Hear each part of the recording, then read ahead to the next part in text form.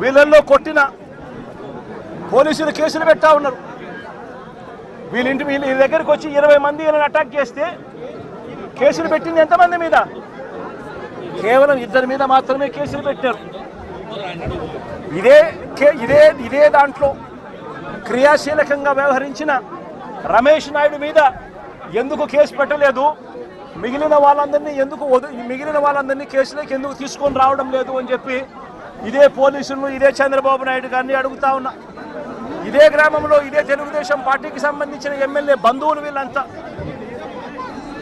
బంధువులని తెలిసినా కూడా రెచ్చగొట్టే కార్యక్రమం సాక్షాత్తు ఈ ఎమ్మెల్యే కొడుకు ఇక్కడికి వచ్చి ఈ గ్రామంలో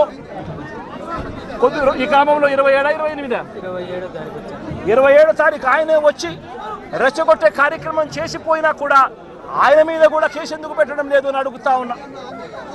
వాళ్ళందరినీ కూడా తప్పించే కార్యక్రమం చేస్తూ ఉన్నారు.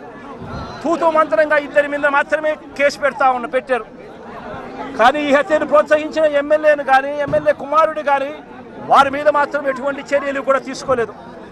కంప్లైంట్ చేసినా కూడా 27వ తారీఖున, 28వ తారీఖున మా ఇళ్ల మీద దాడి జరుగుతూ ఉంది, మాకు పోలీస్ ప్రొటెక్షన్ ఇవ్వండి అని చెప్పి కంప్లైంట్ చేసినా కూడా పోలీసులు ఎందుకు పట్టించుకోలేదు అని చెప్పి చంద్రబాబు నాయుడు గారిని అడుగుతా ఉన్నా, పోలీసులను కూడా అడుగుతా ఉన్నా. ఇదే ఎస్ఐ సుధాకర్